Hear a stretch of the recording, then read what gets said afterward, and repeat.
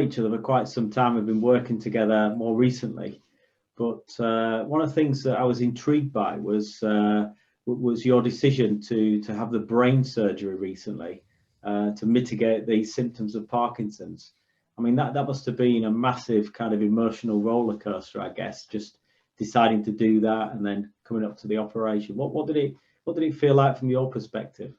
Yeah, I don't know what gave it away, Dave. I mean, what did it feel like? I think, I mean, to put a bit of context behind it, I've had an operation to implant deep brain stimulation equipment, which is essentially two microfilament wires going down into the center of my brain, linked to a power pack under my collarbone with wires coming up through under the scalp into the skull. Okay, and the Dave, idea stop there. I can't take any more of this microsurgery. it's like a pacemaker for my brain, Okay. essentially, and it sends little electro pulses into my brain that compensate for the loss of the dopamine producing brain cells. So in effect, it has mitigated a lot of my symptoms already, even though it's not switched on, in the fact that I'm much more free and easy when I'm talking. But I suppose, I mean, I was due for the operation last summer. That's when we had expected it to happen, but because of COVID and everything, it got put back a year. And I was beginning to think, actually, at the start of the summer, that it's not even going to happen this year. And then I got a letter out of the blue from Addenbrooke saying, we're going to do it in 6 weeks.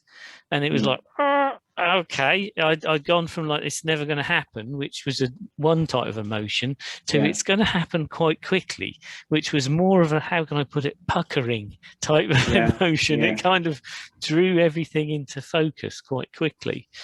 But and it was quite a shock at first, and it did become a large object on the horizon, hoving to remarkably quickly. And there was a point where I was actually quite, I wouldn't say overwhelmed, but it did dominate my attention, until I realised that there's a line in The Matrix. If you haven't seen The Matrix, I apologise, but one of the villains says to the hero, "Do you hear that, Mr. Anderson? That's the sound of inevitability." And it kind of dawned on me that there was an inevitability to the situation. I mean, there's an inevitability to Parkinson's, in the sense that your capacity is going to degenerate, and your ability to do things is going to degenerate. So I thought, well, maybe, why I need to look at this operation as inevitable, and then I can look beyond the operation to the date when they'll switch this on, which is the 12th of August next month. And the benefits will come into effect then in a much more pronounced way.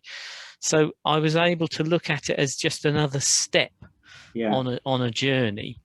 A big step, a very frightening step, but I could project my anticipation beyond it, if you see what I mean. Although it didn't mean that I didn't sit there sometimes having slightly restless nights thinking, I'm going to have bloody brain surgery. Oh my God. So that's kind of how I used it. Interesting you put it that way, Dave, that you've got this big thing in front of you, a big thing that you're dreading, but then you've chunked it down into smaller things, and almost in project terms, you've got some interim milestones, which is, it's a massive thing that you're doing, but the next stage is this. So if I really want to do that massive thing, let me just focus on this next small thing to get me to there. And, we've talked a lot about that book that we both read, Feel the Fear and Do It Anyway. Yeah. And this is a great example of that in practice, I think, because you're clearly fearful of that, and who wouldn't be? But that feeling of inevitability is I'm going to do this anyway. This is going to happen. It's just a case of, is it going to happen on my terms or someone else's terms? Absolutely. And I often feel the same way doing presentations. I was so nervous at doing presentations. I still get nervous doing presentations, but my kind of coping mechanism is often to say, well, the presentation is going to happen. You've booked it. Everybody's going to turn up. It's going to happen. So put all your energy into giving everybody that turns up the best experience possible. Exactly right. Just a mindset again.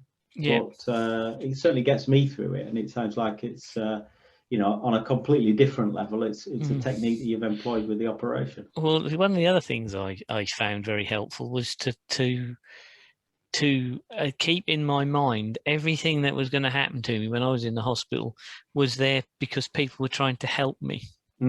Because I think when I first got the notification of the operation date, I was looking at it as, oh, God, it's all going to be horrible and there's going to be horrible things happening to me.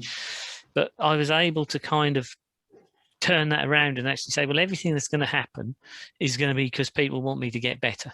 Yeah. And that was a big mindset flip for me, you know, and it's one of the things that helped me get over my fear of needles when I had hypnotherapy was, you know, I had a huge problem with needles after a very bad childhood experience at the dentist, when the dentist injected me with just a painkiller type injection, and I passed out, and it just stuck with me. It got stuck in my head. But I was able to start to think, well, actually, people are only sticking needles in me because they're trying to help me. Yeah. So I was able to think needles in arm or jaw or whatever, not necessarily bad.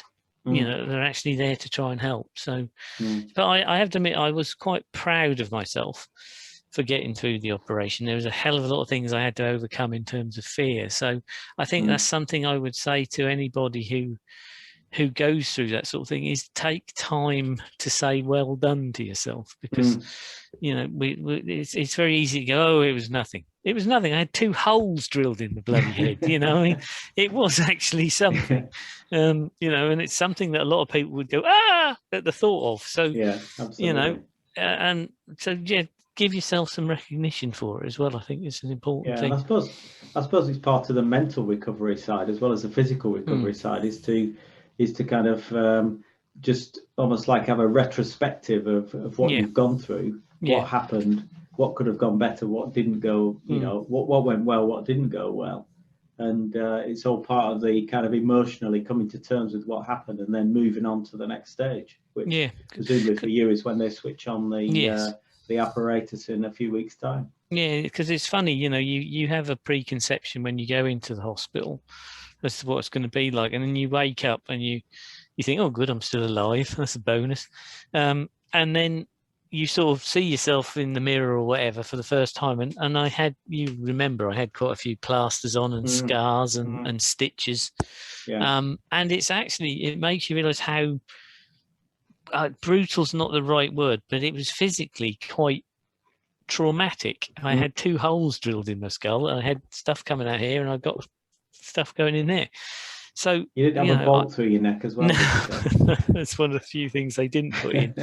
But you know, it kind of took me a while just to get over that, in the sense that, you know, whilst I'd been unconscious, people had been drilling in my head. But you know, and I think you have to give yourself time to process it. It's very important. And I'm glad I took a couple of weeks off from work, and kind of allowed myself that time.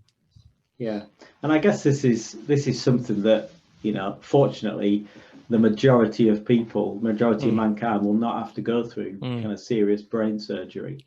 And life-changing brain surgery, in fact. So I hope you've kept a log of all this, and that you're going to be writing it in your inevitable book. There's an inevitability about this, Dave. You're going to write a book at some point. Well, I can see this as inevitable. I have 2 in plan. I have launched my magnum opus on being a BA with samurai philosophy thrown in, and then I want to move into the kind of managing change type books, because I think I have got a reasonable experience of dealing with it now, dealing with change and the things that go through.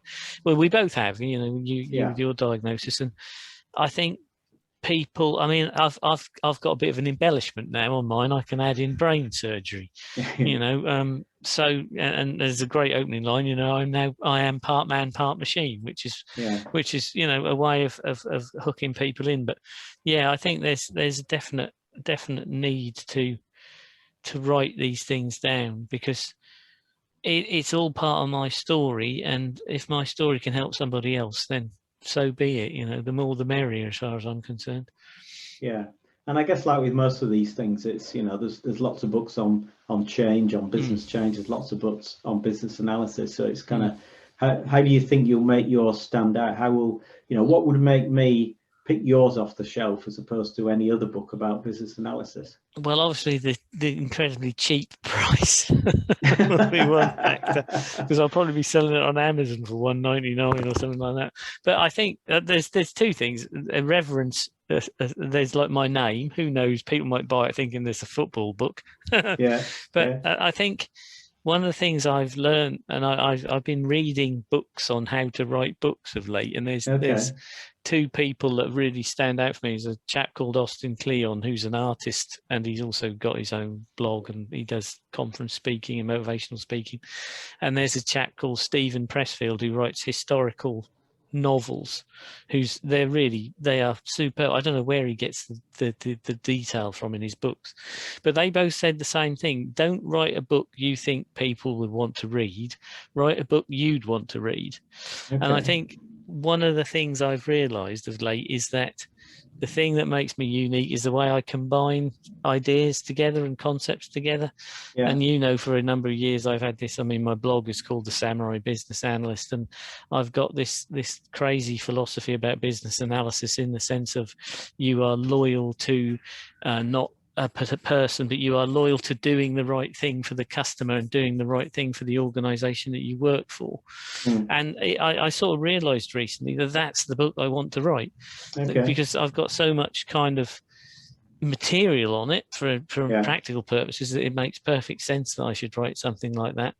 But also that I enjoy that sort of stuff. I enjoy recounting examples of samurai philosophy and then saying, and that's exactly the same as how you do a process model, and because it's different, and it makes people pay attention and sit up and think about things in a different way. And I firmly believe that we can take a lot of lessons from subjects that aren't to do with our jobs. We've talked about like rugby and sport in the context of project management and business analysis before. And, I think the more you can bring in from your outer world of interests, the better, really. So I figured that, why not? What's not to love about doing that? So that's probably the unique selling point that I'll be going for. Yeah. And do you think you're kind of more motivated to write your book now after the operation, or was it something that was on your mind before the operation? I toyed with it. I toyed with it beforehand, but I think I'm much more. I think I'm motivated to get this one out of the way for two reasons. One, because I want to do it, and I feel like this is a good time to do it. But also, I want to get on to the next one, which I think is almost more important to me, that dealing with change. And because the two topics, I tried to blend them together in the initial drafts of it, and it just became a big blobby mess. So I separated out business analysis and change and transformation, and I think that's an important thing. But I really want to get them done now, even if there's 3 copies sold and 2 of them are like my family.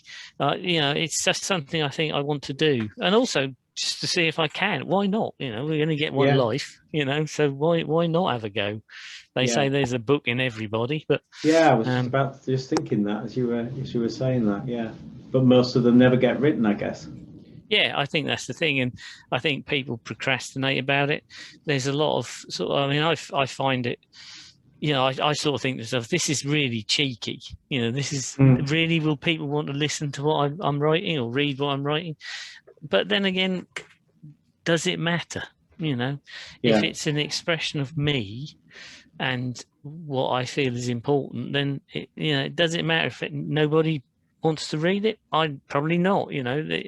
Somebody will get something out of it, I think, even if it's only my experience. So I wonder if the great writers, the kind of more modern day writers like J.K. Rowling, or the traditional ones like Charles Dickens, when they were writing their books, I wonder if they thought, I'm now going to sit down and write a bestseller. I'm now going to sit down and write a book that people remember in 200 years' time.